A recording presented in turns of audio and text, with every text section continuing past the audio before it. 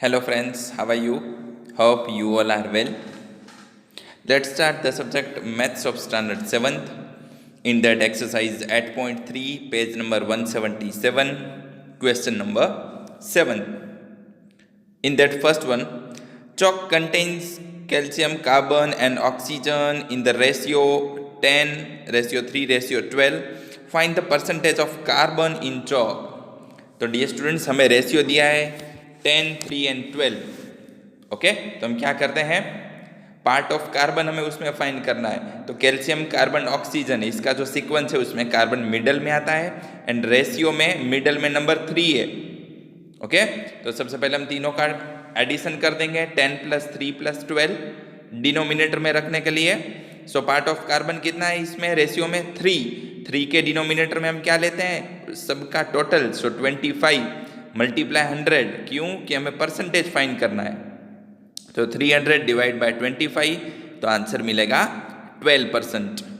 Okay, next second question. If in a stick of chalk carbon is 3 gram, what is the weight of chalk stick. Okay, तो dear students अभी जो हमने ऊपर questions किया उसमें हमने देखा कि कार्बन का पार्ट उसमें परसेंटेज में 12% है. Quantity of carbon in chalk stick कितना हमें गिवन है, 3 ग्राम.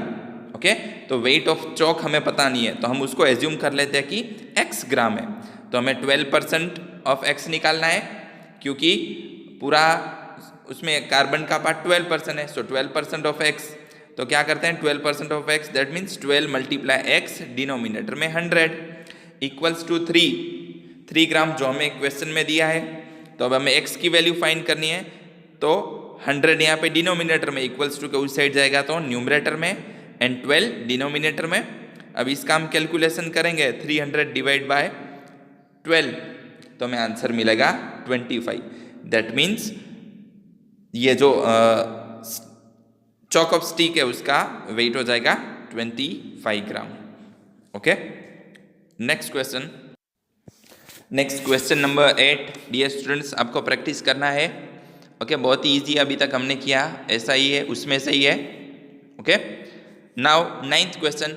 Find the amount to be paid at the end of 3 years in each case. तो फर्स्ट वन है ए, प्रिंसिपल है 1200 at the rate of 12% per annum. P A that means per annum, that means annum का मतलब year, every year.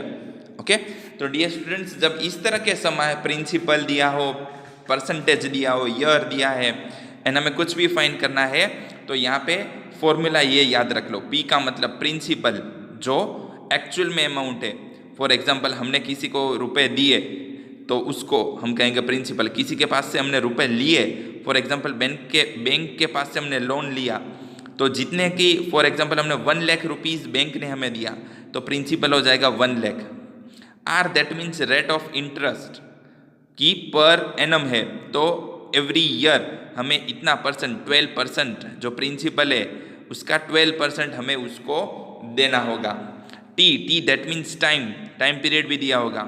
तो ये formula याद रख लो, simple interest equals to PRT denominator में 100, PRT बाय 100. तो PRT तीनों के बीच में मल्टीप्लीकेशन का रिलेशन है. तो P 1200, R 12 × T 3 डिनोमिनेटर में 100.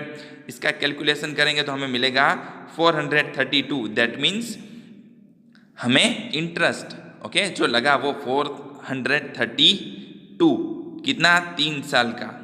अब हमने amount equals to P that means principal plus interest, हमने ड्यूरिंग द चैप्टर देखा था.